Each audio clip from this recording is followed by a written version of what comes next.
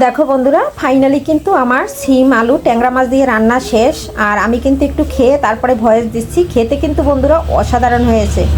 রেসিপিটা ফলো করে একবার রান্না করে দেখতে পারো এইভাবে। কারণ এখন শীতের দিন প্রচুর টাটকা টাটকা সবজি পাওয়া যায়, যেমন বাজারে প্রচুর সিম পাওয়া যায়। আর এই ধরনের সিম আর নতুন আলু দিয়ে মাছ কিন্তু খেতে অসাধারণ লাগে। অপূর্ব হয়েছে, অপূর্ব বন্ধুরা। নমস্কার বন্ধুরা, সবাই কেমন আছো? আমি পাপড়ি কিচেন অ্যান্ড ব্লগ থেকে চলে আসলাম নতুন আর একটা রেসিপি নিয়ে। দেখো, এখানে আমি অনেকগুলো মাছ, ট্যাংরা মাছ সুন্দর করে কেটে দিয়ে পরিষ্কার করে নিয়েছি। আর এটা কিন্তু নদীর ট্যাংরা, দেশি ট্যাংরা। আর এটা কিন্তু এখন আমি হলুদ লবণ দিয়ে মেখে নেব, তারপরে ভাজি করে নেব, রান্না করব সিম দিয়ে। দেখো বন্ধুরা, মাছটা কিন্তু আমি হলুদ লবণ দিয়ে সুন্দর করে মেখে নিচ্ছি। আর এটা কিন্তু আমি সিম আলু দিয়ে রান্না করব। এখন একটু ভেজে নেব, যেহেতু আমি সব মাছ আমরা ভেজে খাই, রান্না করি, কারণ আমাদের ভেজে খাওয়া মাছটাই ভালো লাগে। একটু পুঁটি মাছ, ট্যাংরা মাছকে একটু ভেজে নিচ্ছি। ভেজে তারপরে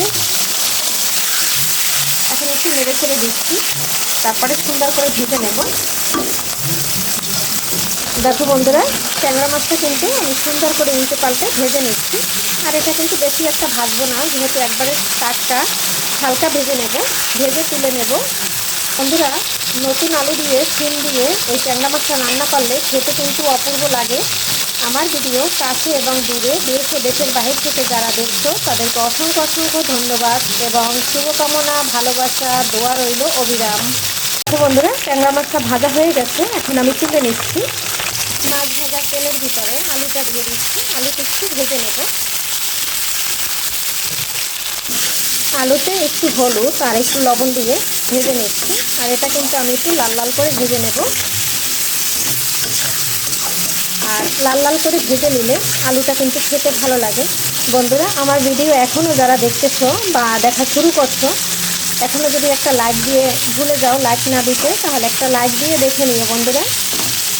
তোমাদের একটা লাইকের কারণে আমি যেতে পারবো নতুন নতুন বন্ধুদের কাছে। আর ভিডিওর যদি কোনো অংশ ভালো লেগে যায় তাহলে সাবস্ক্রাইব করে বন্ধুরা পাশে থেকে যেতে পারো।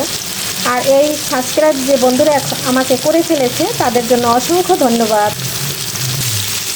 বন্ধুরা, ভিডিওটা স্কিপ করবে না, টেনে টেনে দেখবে না, কারণ যতটুকু তোমাদের ভালো লাগবে ততটুকুই দেখে নেবে। কারণ স্কিপ করে দেখলে বন্ধুরা তাহলে আমার চ্যানেলের খুব বড় একটা ক্ষতি হয়ে যাবে। আর অনেক বন্ধুরা আমাকে সাবস্ক্রাইব করে আবার কেটে নিয়ে যাচ্ছে। এতে বন্ধুরা তোমাদের পেজেরও সমস্যা, আমার পেজেরও সমস্যা। এটা বন্ধুরা করবে না। যদি ভালো লাগে তাহলে সাবস্ক্রাইব করবে, ভালো না লাগলে করবে না। কারণ সাবস্ক্রাইব করে তুলে নিয়ে যাও, এটা আসলে সবার পেজের জন্য খারাপ। যেহেতু দেশি মাছ বন্ধুরা, এখানে কোনো পেঁয়াজ রসুন ব্যবহার করব না। দিয়ে দিচ্ছি কাঁচামরিচ। কাঁচামরিচটাও আলুর ভিতরে একটু ভেজে নিলাম। দেখো, মরিচটাও ভাজা হয়ে গেছে। এই পর্যায়ে কিন্তু আমি সিমটা দিয়ে দেব। আর এটা কিন্তু বন্ধুরা, এই সিমটা এভাবে ঝোল রান্না করলে খেতে কিন্তু অসাধারণ লাগে। এই সিমটাই কিন্তু সামান্য পরিমাণে অল্প জাল লাগে। এখানে আমি পরিমাণ মতন হলুদ দিয়ে দিচ্ছি, জল দিতে পারি, পরিমাণ মতো লবণটা দিয়ে দিচ্ছি স্বাদ অনুযায়ী। অফ ক্যামেরায় বন্ধুরা একটু জল দিয়ে দিয়েছি, আর এদিকে লবণ আর হলুদ দিয়ে দিয়েছি। এখন আমি একটু ঢেকে নেব। 2 মিনিটের জন্য ঢাকনা দিয়ে ঢেকে একটু কষিয়ে নেব। এখন বন্ধুরা আমার 2 মিনিট পরে চলে আসলাম। আমি সামান্য একটু মরিচের গুঁড়া দিয়ে দিয়েছি, কারণ আমাদের কাছে একটু ঝাল ঝাল ভালো লাগে। শীতের দিনে কিন্তু হয়তো সবার কাছে একটু ঝাল খাবার ভালো লাগে। এখন দেখো, আমার সিমটা কিন্তু কষানো হয়ে গেছে। এই পর্যায়ে কিন্তু আমি একটু গরম জল দিয়ে নেব। আর এটা কিন্তু আমি মাখা মাখা রান্না করব।